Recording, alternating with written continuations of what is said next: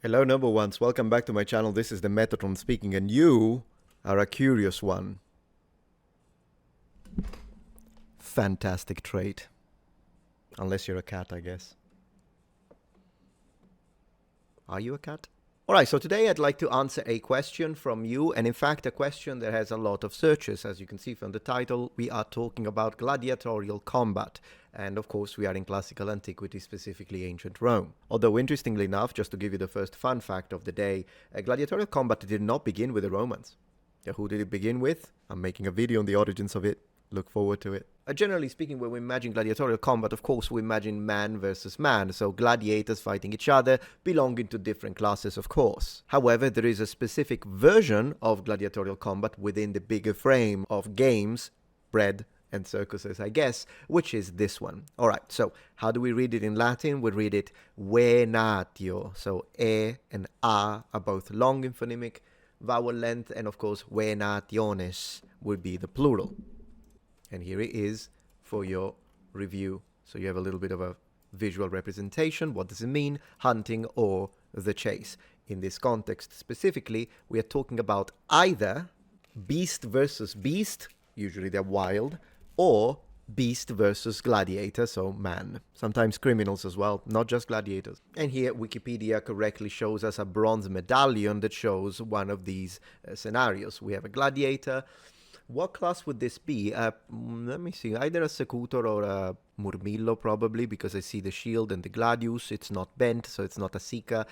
We can't really see the helmet very much. It is a coin after all, but I don't see tridents, I don't see spears, I don't see round shields. So yeah, my guess is going to be it's either a secutor or a murmillo class. So heavy gladiators, if you will, and it's fighting some kind of beast. Now, for the question of this video, alright, we know that they are fighting wild beasts in the arena, but did they ever fight lions? So what this really connects to is, one, did Romans even know what a lion was? Two, did they find ways to get them from wherever the heck, possibly Africa, and then bring them back into Rome or any amphitheater, whether it be in, for instance, Africa Proconsularis or Africa Tingitana, so the north of Africa, if you will, or maybe even in the Italian peninsula in any of the amphitheaters, including the most famous one, the Flavian Amphitheater, more commonly known as the Colosseum. Of course, the first line of documentation that we're going to review is the iconographic one, whether it be paintings, whether it be murals, whether it be drawings, or, for instance, mosaics, because the latter one having a lot of specimens that do represent gladiatorial combat and in general gladiatorial games. And all sorts of wild and exotic animals are featured in all of these type of representations. Here is probably some kind of tiger. Here is another one. I mean, look at that. And this is an Oplomachus class. Shield and spear. Round shield and spear. Goodness gracious, good luck with that one. Alright, for the too long didn't read, yes, gladiators really did fight lions and other wild animals, though this was just one type of gladiatorial combat, of course, as we said, among many. Archaeological evidence has now confirmed what historical sources have long described. Gladiators really did fight lions. For the first time, bite marks made by a large cat, possibly an African lion, have been identified on the bones of what is believed to be a gladiator who died nearly 1,800 years ago in York, England, providing the first physical evidence that gladiators fought lions anywhere in the Roman world. To be specific, the venationes, so the beast hunts, we could translate, are not the only type of human versus wild beast spectacle that would be provided to the public by the authorities. These are the most common within the... We also have the damnatio ad bestias, so condemnation to beast, which was a form of Roman capital punishment where the condemned person was killed by wild animals, usually lions or other big cats, and was considered common entertainment for lower class Roman citizens. In other words,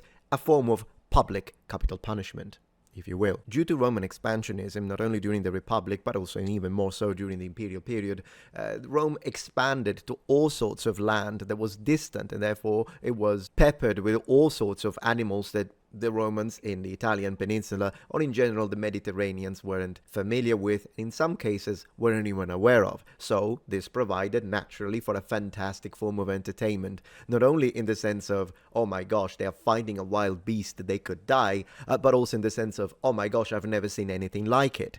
Imagine giraffes, for instance. But when it comes to lions specifically, there is an economic factor that is mentioned in the sources and tells us up to what extent the Romans bought and acquired and then moved, so there is the logistics element to it, lions from distant land into Roman territory, specifically in the Italian peninsula, for the entertainment of the masses. You see, lions weren't cheap.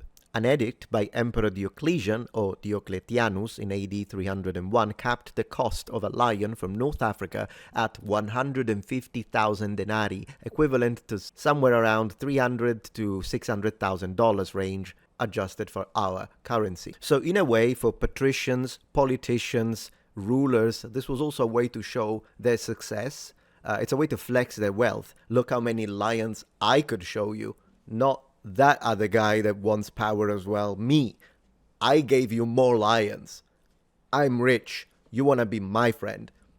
Kind of bare-bone analysis of the psychological mass impact of such entertainment, particularly in the luxurious sphere. Vote for me. Or more like, be happy I'm in power. If you're enjoying this video so far, please take a moment to check out my Patreon page. With as little as a $5 support, you can help us ensure that we can continue to produce high quality and high researched content. And at the same time, you get access to polls, extra videos, unlisted streams, and much more. Thank you so much.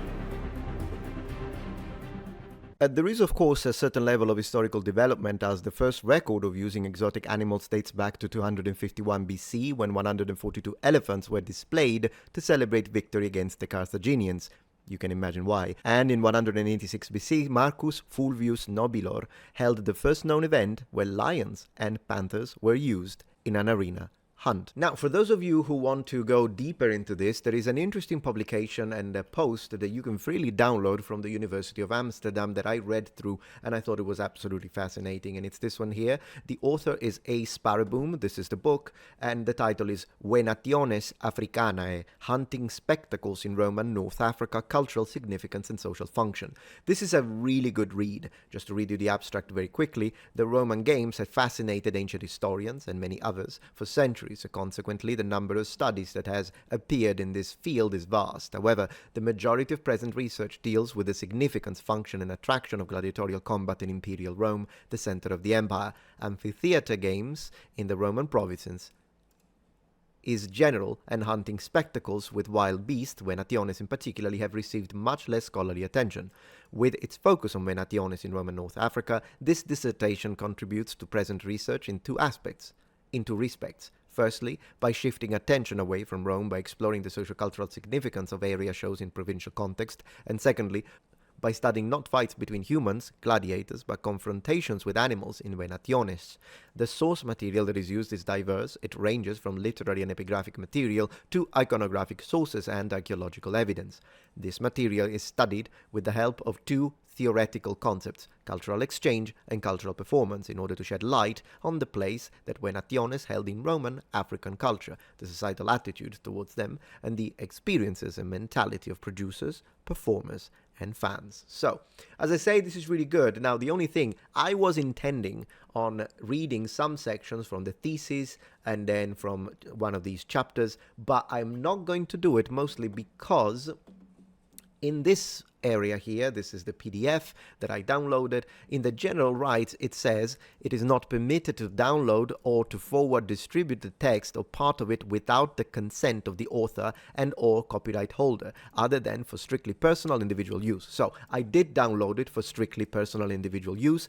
However, I haven't had time to really contact the author. Maybe I will, and if they give me permission, I could make a second episode where we go deeper into this discussion. But for now, since I didn't have enough time to really contact them, I don't want to infringe against their will. And so, but then again, because this can be used and can be downloaded for your own personal individual use, I will put a link in the description so you can go and check it out and read it if you will. And then if I do end up making the episode dedicated to some of the information found in this, together with other studies that we would pair with this in order to make it interdisciplinary, as we usually do on this channel, then maybe you already know some of the stuff, and so it could be interesting to see how we interpret it and if we come to the same conclusions. Anyways, this is a little bit of what I wanted to say about the different types of entertainment that you find in ancient Rome. Thank you very much for watching, and I hope that this answered your question and your curiosity. And I will see you soon for the next upload. Bye.